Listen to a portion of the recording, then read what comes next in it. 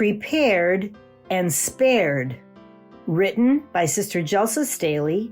Narrated by Sister Roseanne Champagne.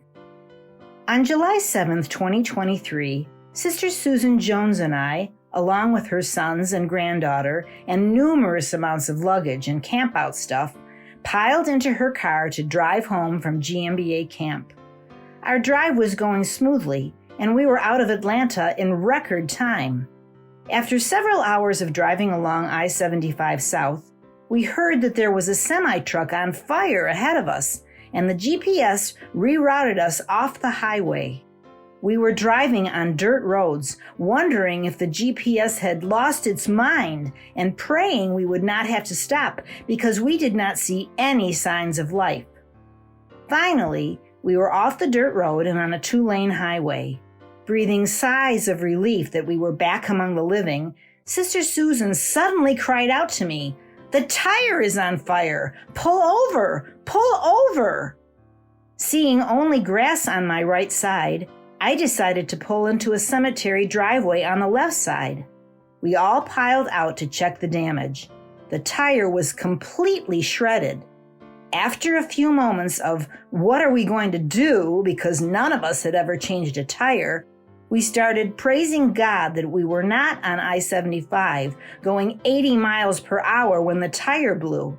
It would have been disastrous trying to control the van at that speed.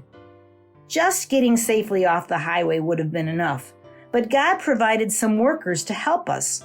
First, to locate the donut spare tire under the car. Second, to put it on.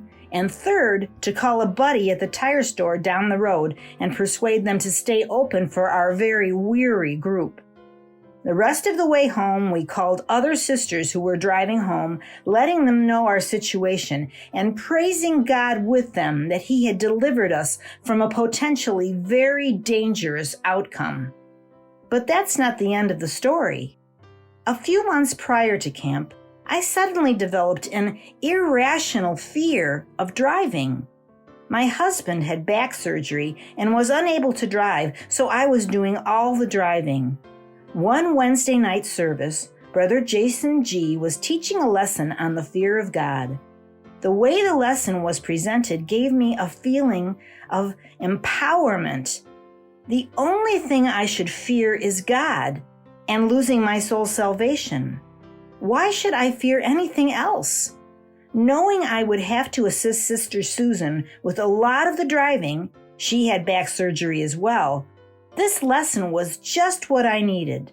I drove over 5 hours to camp, not once feeling that choking fear that had possessed me before, and drove most of the way home. The Lord prepared me in advance for the incident we experienced. There were miracles and blessings that happened at camp as well, before and after. This one is ours. God is so good. All the time, God is good.